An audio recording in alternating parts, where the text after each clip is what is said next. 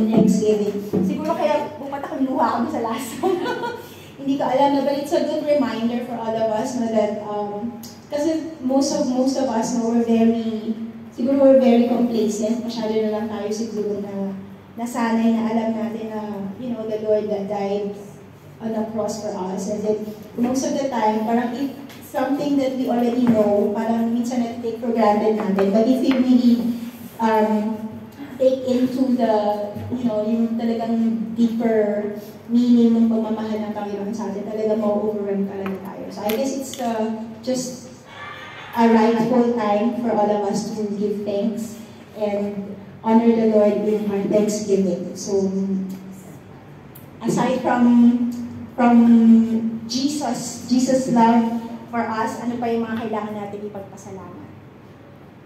Kailangan pa isa-isa kasi Thanksgiving, ano? So, na si Tintin. Kanila sa kakanta ko. Oh, ikakanta ni Tintin, no? Sige, kakanta ni Tintin. Unahin natin si Cecil. Good morning, everyone. Good morning. Salamat ako sa Panginoon. Yung pinagay natin, 11:15? 11:15 daw. Okay. Maraming salamat sa Panginoon dahil nandito na naman ako na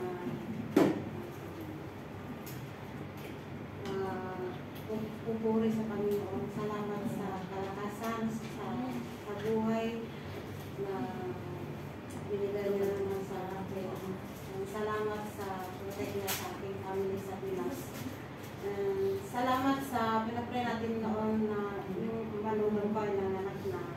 Tapos, na-CS siya. Pero, welcome to the cloud. Magpasalamat ako na CS siya, pero sa awa ng Diyos, nagbayad sila ng 13,000, pero in the next week, na-refund nila yun. Kasi meron siyang meron siyang silver. Ang silver na binigyan niya sa araw. Thank you. Na-refund niya yung 13,000. Kasi meron siyang silver na. Sa lahat sila. Galing na sa tsaka. Maganda pala kung may marerefund mo yung salamat kayo. Alam mo, salamat sa mga prayer nyo. Miss lang din yun kasi hindi lahat ng Pilipino alam na pwedeng mag-claim sa government. So, di ba? So, maganda na alam natin yung mga services ng government. Actually, meron naman, pero kailangan talaga natin alam natin kasi hindi natin alam, mamimiss natin. So, may mga wisdom sa mga family members natin, alam mo yung na-share ko dun sa natin sa group chat. Kasi nangyari pala yun nung last week ba, hindi sa akin sinabi ng manugang ko kasi parang yung kapitbahay namin, ang bahay nila is third floor. Tapos kami parang may bungalow, tapos may second floor. Umakyat siya sa third floor, mga siguro na 10:30, ganyan. Ay hindi, sabi niya 3 o'clock pala kasi mag-iikot siya ng tubig. Nakita niya yung dalawang lalaki doon sa bubong, umakyat. Tapos parang siguro na-aware na gising siya, binusan niya yung ilaw. Biglang natakot ko kasi, di ba yung nanay ko mag-isa lang doon? Minsan kasi. Pero usapan namin ng pamangkin ko, sasamahan niya yung lola niya doon. Inatakot ako kasi parang, syempre, as a human being, as at normal time, may time na nag-worry tayo. So sabi ko, baka gusto siya kapasok doon, dadaan doon sa bubong. Kasi mostly daw ngayon doon, nauuso kasi di ba, papasko nga siya. Yung mga tao parang, ewan ko, bakit gano'n? Tapos sabi niya, ate, nung nakita ko, umano na, tumalo na, hindi niya daw nakilala kasi tinatanong ko kung nakilala niya kasi the blatter na, hindi niya daw nakilala kasi nakabonet. So, talagang may plano siya na, so sabi ko, ano pa yung gagawin ko? Parang na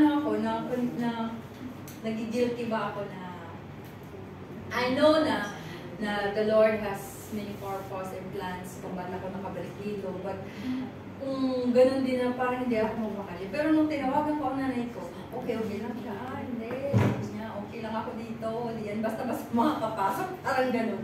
Nandyan yung aso. Hindi naman nga di ba yung aso, pag di kilala yung tao, tatahol siya. So, hindi naman tuhol yung aso. So, sabi ko, baka, mga dyan lang yan sa paligid. So, sabi ko, ingat ka dyan. So, sabi ko kay Chester, iayos yung mga lock ng pinto. Si Chester kasi panggabi siya sa namin, sa LGU. Hindi niya ang naiiwal din doon sa kabilang bahay. Ano ba kayo solar? Ang naiiwal lang doon sa bahay, yung anak niya, tsaka yung asawa niya. Ngayon, Kasi parang pag may tao, yun, nagpa-order ako kay Chester. Maglagay siya ng solar at ng Lagyan mo ng CCTV Kasi para... yung CCTV, makikita niya sa opisina niya, makikita niya, pero magro-rotate yun, makikita niya. Saka yung solar pag may tao talagang Meron, ang bahay kasi namin, siya sa kanto. Doon sa daanan, meron kasi doon yung, sa gobyerno talaga ng mga poste ng ilaw. So kaya hindi kami nagsosolar kasi meron may mga poste doon. Bali siguro doon sa likod ng bahay namin. Kasi doon, sabi ko. Tapos sabi nung kapitbahay, alam mo, ate, natakot din ako kasi baka mamaya punta sa terrace nyo. And then, cook-roll daw, aakit sa terrace nila. Kasi yung terrace nila at saka sa amin, magkadikit. So sabi niya, baka pupunta. Sabi ko, nahirapan siya makapunta dyan sa inyo kasi matatakot yun kung paano bababa. Kasi siyempre, pag nahulog, pag matakas. So, ganun. Nag-iisip ako na, sabi ko, Lord, ano ba talaga, Lord? Uuwi pa ako. Tapos nagpakagin ako sa amo ko na parang yung paano lang ba? Kasi yun ang pinakamahirap sa akin ng ulo. Papaalam ako. Tapos sabi ko, kinuwento ko sa amo ko. Kasi parang ayaw niya talaga, nagagawa ka ng parang hindi ka uuwi talaga. Parang tumalaga ko ayaw. So let us pray na yung protection ni Lord nandun. Yung nanay ko naman, okay naman siya. Parang hindi naman siya kasi, hindi. Na-impress ako dun sa may palengke, kilala nila kung sino. Kasi parang nung kapitbahay namin kung ano yung itsura, yung katawan. So, kilala nila yung mga parang lalaki. So, sabi niya, hindi siya basta-basta makakapasok ng bayan. So, let us pray for the protection sa mga mahal natin sa buhay, na nandun pa rin ang protection ng Panginoon. And salamat din sa Panginoon dahil sa mga blessings na tinatanggap natin dito sa Hong Kong. May mga nagbibigay na winter clothes. Give and take. Nakita ko lang yung natin, yung parang bayanihan natin yung give and take tayo sa pag meron ako, sige, bibigay ko sa inyo. Pag meron kayo, bibigay ko ako. So, thank you so much. And thank you din sa bawat isa na patuloy tayo.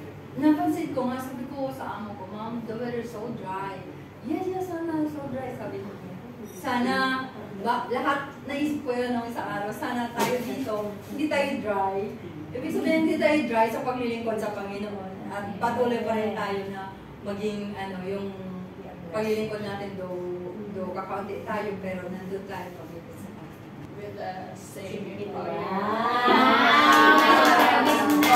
Song service tayo kasi. Sana, years na rin ako ngayon sa amo ko. Wow! Ang sabi ni amo ko, nag-iusap sila sa akin na mag-renew pa. At last na lang sabi nila. Kung hindi daw ako mag-renew, hindi na rin sila kukuha. Nakailang last na ni? Lagi naman last. Tapos sabi ko, I like that kasi sa true, sa simula pa nung hanggang God still, yung kanyang pero baka may message siya rin na siguro to wrap up everything sa mga testimonies. So, in every season of our lives, kumbaga, He is faithful. That's my favorite verse. Ano may kasi yung sige na nililig Ano? Hindi ko